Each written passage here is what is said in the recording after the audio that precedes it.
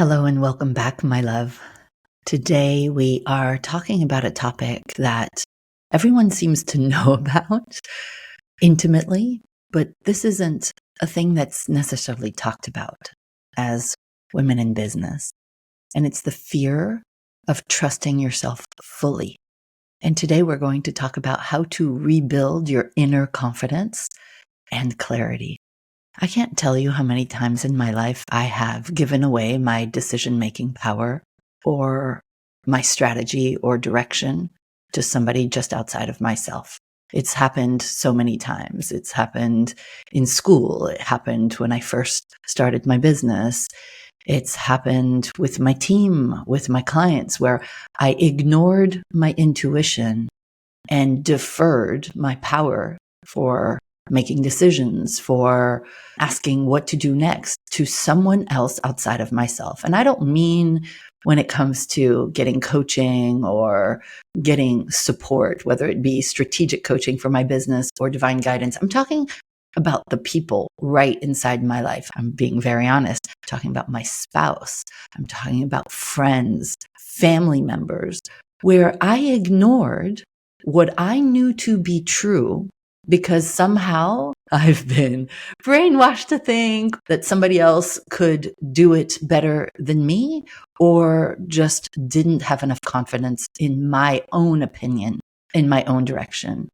And because I get to be with so many incredible women in Bold Heart, I see so many women entrepreneurs who are powerful, who are smart, who are capable, and they are also secretly struggling to trust themselves fully, especially when the stakes are high, when there is a big decision to be made about team, about support, about the direction of your business. And so today we are going to unpack the hidden fear of self-trust, where it comes from, how it's costing you in your business and your life, and how to rebuild that unshakable confidence from the inside out. So first, let's examine why you don't always trust yourself. Let's name what's really happening. Sometimes you second guess your own decisions, even the really small ones. You outsource your power to your spouse, your friends, your team members, or even your clients or your audience, letting them dictate what you should do instead of going inside and really listening to that little voice that knows exactly what she wants to do.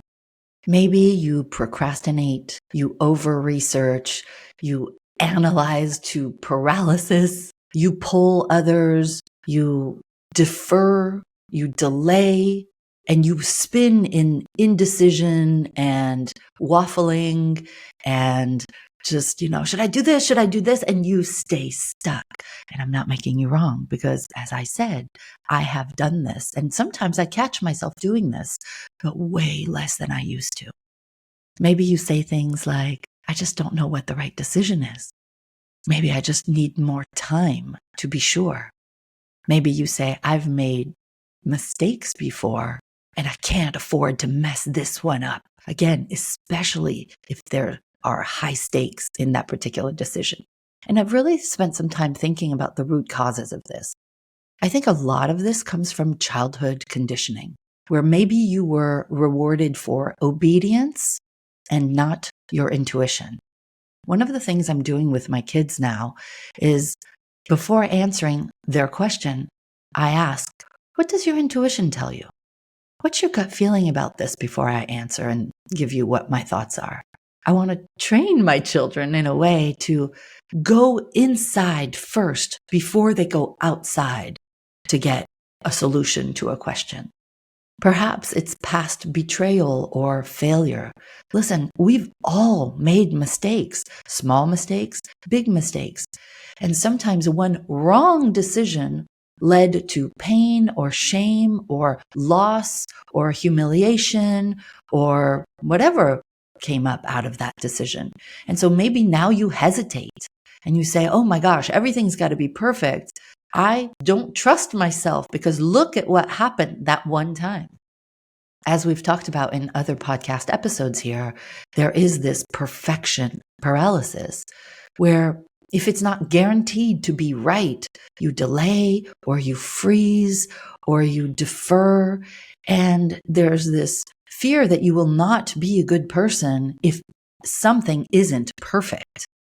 And the thing I really want to talk about is the patriarchal programming that has us believe, and I think we were actually taught, that others know better than we do, especially male authority figures. I was talking about this just yesterday about how either we were said as women or we experienced it on television or movies like, there, honey, don't you worry your pretty little head about this.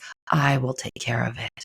This idea that we don't know better, and so we have to look outside of ourselves for the right answer.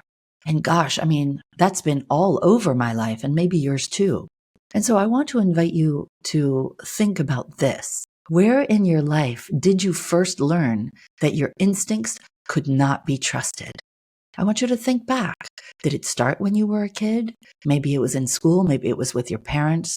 Maybe you were blamed for something that went wrong, or you blamed yourself for making the wrong decision. And if humiliation or embarrassment came out of that, maybe you just decided, I'm never going to trust myself again. It's better to just go outside for the decision. But the problem is, this is costing you today as a woman, as a business owner, as a leader in your life and in your work.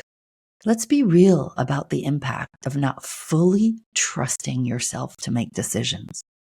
In all of this delay and procrastination and perfection paralysis and analysis paralysis, you can feel stuck, even when you're working really hard. You're not making decisions quickly enough, which means things delay. The results that you want delay. You get presented with an opportunity for growth and you freeze. You keep saying, oh, let me think about it in a while. Let me ask people. Let me ask my spouse. Let me ask my accountant. Let me ask my business partner. And you stay stuck.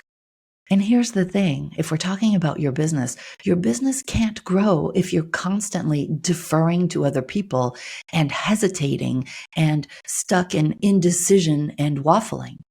This is when so much time is wasted.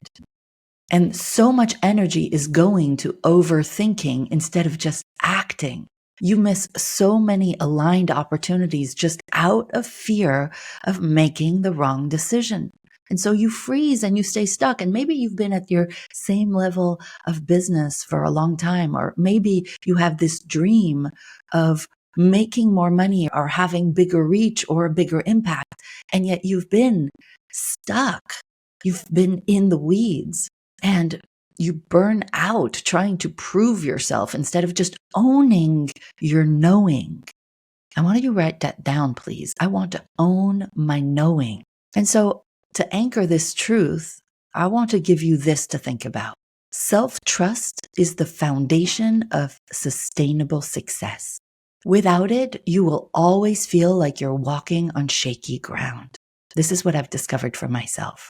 So how do you rebuild trust with yourself when you've had the patriarchal programming? Maybe people told you, that you can't make the right decisions. This isn't about being perfect or never making mistakes. You and I both know that mistakes will be made. There will be more failures. There will be more times for course correction. You cannot escape that. But it is about becoming self-led. This is about becoming sovereign in the sense where you own yourself and you are okay with you, where you can not only own your decisions, but also own yourself.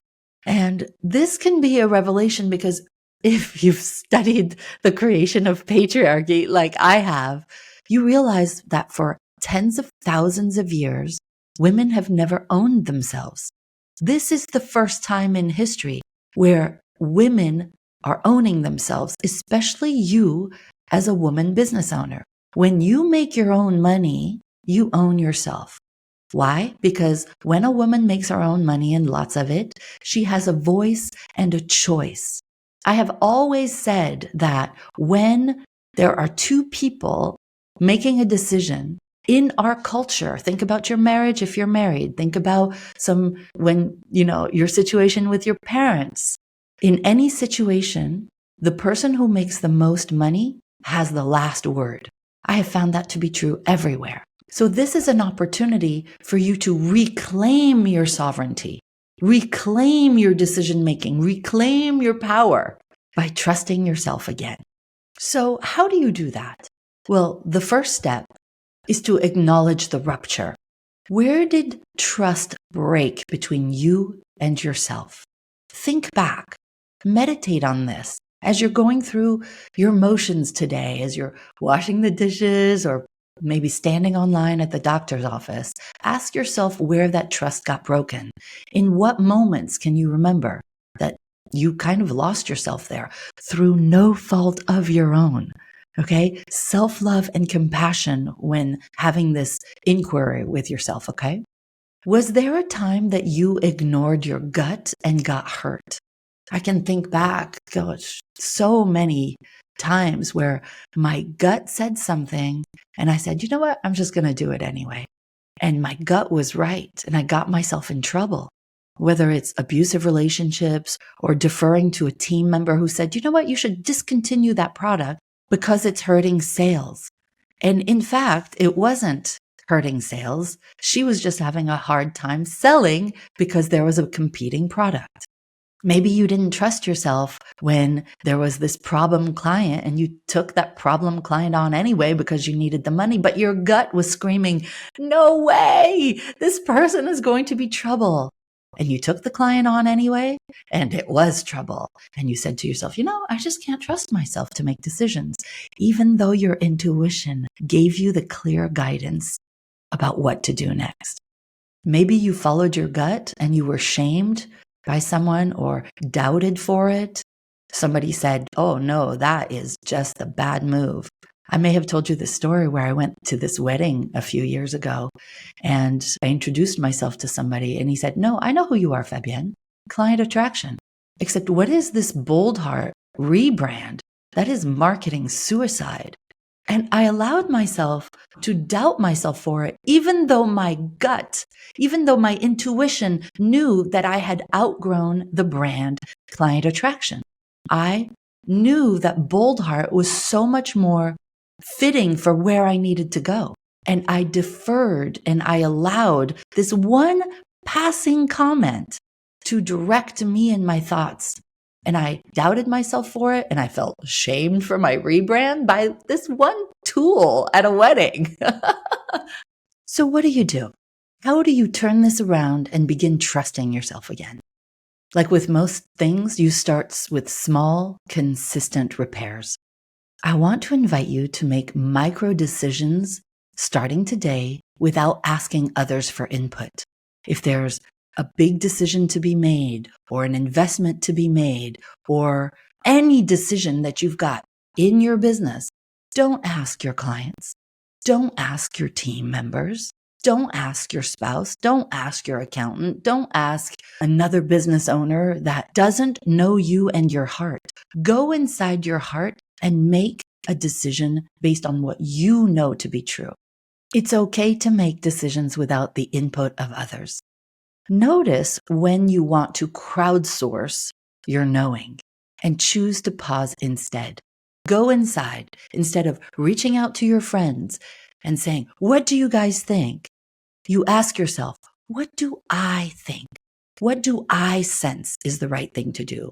Don't go from your mind, which is fear. Go for your heart, which is your intuition. And then keep small promises to yourself daily. Self-trust grows in the soil of self-integrity. One of the things I've been doing and talking a lot about with the members of Bold Heart is the idea of using somatic tools to build safety in your body. When there is a nervous system deregulation, there is freezing or this impulse to go ask others. But if you can regulate your nervous system before making decisions, use breath work or EFT to reduce anxiety or bilateral stimulation, body scanning, really going within the body you can make decisions that feel right for you. Even though there is fear attached to perhaps a particular move in your business, or you're being stretched to become the biggest version of yourself, it's going to cause anxiety, but that can be regulated in the body so that it feels natural and safe to make the next big move. Ask your body, not your mind, for guidance. Your mind is the ego, and the ego wants to keep you small, status quo, in your comfort zone. Your body is your intuition. It is a link to the divine, especially in women. The masculine is in the mind. The feminine is in the body, in the heart, in your gut. And then rewrite the narrative. The old belief may be, I mess things up. I can't trust myself to make the right decisions. The new belief is, even if things don't go perfectly, I can trust myself to handle it. This is what I've adopted. The way that I can make bold decisions is to say to myself, even if it doesn't work out, I'm going to be okay. I'm going to be okay with me. The world will not fall apart. I can handle whatever happens. But that's if things don't go well.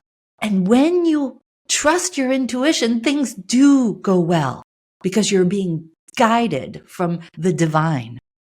And so begin using mantras like, I trust myself to make aligned decisions. My inner wisdom is always guiding me.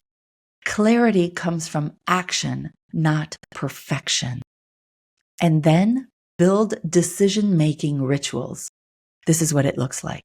Before you make a decision, check in with your intuition before you check in with your logic, right? The masculine is logical. I'm not saying you and I are not logical. The masculine energy is logical. And that is what is rewarded in our overly masculine society, right? So we are taught as women to use logic where our power, our superpower is in our intuition, which is in the body. The body is the feminine. And so check in with your heart, check in, light a candle, put on some rose essential oil, and journal through your big choices. What do I know to be true despite my fear? What do I know to be true about my potential for greatness if I didn't listen to the ego voice telling me to not trust myself? If I trusted myself fully and I really listened to my intuition, what would I choose? Honor the whispers before they become screams. And here's what happens when you become self-led, when you begin to trust yourself again. You stop waiting for permission and you start moving with conviction. And you know what happens? People start to respect your clarity. Your clients will love that you have more of an edge, right? More of that conviction. Your collaborators, your team members, even your spouse. What I've noticed in the women who work with me is when they first come and they defer to people in their life, the people say, oh, she must not have a lot of conviction. Let me tell her what to do. But when you ask yourself and you don't ask others, you don't ask your friends, you don't ask your partner, you ask yourself, you give yourself permission to make the decision. They start to respect you. Oh, she's got it. I don't need to step in and save her anymore. They start to put you in a higher light. More respect. And that's when you start making bolder decisions and standing by them. And this is a beautiful thing to witness. You feel safer in your body. You own your business. You own your voice. And then you stop proving, defending, and second-guessing yourself. And a funny thing happens. You become magnetic. Magnetic to life, magnetic to people, because self-certainty is so attractive. And when you trust yourself, the universe trusts you back. The more you listen to your intuition and not to your logic, the more the universe gives you what you want, the more your intuition will strengthen and the more you will make the right decisions. So ask yourself this: where in your life or your business are you continually avoiding a decision because you don't trust yourself? And then do the practice I gave you today. Do some breathing, journal, check in with your heart, check in with your gut. Ask your fear to sit to the side for a few minutes and check in with that little voice that's whispering inside you. Choose one action today that says, I trust me. And it could be as little as maybe your spouse is saying, what do you want to have for dinner? And instead of saying, whatever you want, honey, check in. Do you want vegetables? Do you want pasta? Do you want to go out? Whatever it is, ask yourself first before you go into that automatic deferring to somebody else. And I want to remind you of this. You are the authority in your own life. You are not too much. You are not enough. You are not confused. You are not scattered. You are powerful, and your intuition is gold. Use it. The version of you that trusts herself fully is already inside of you. You don't have to earn her. You simply have to remember her. And I am here for you. Reach out. You don't have to do this alone. I love you.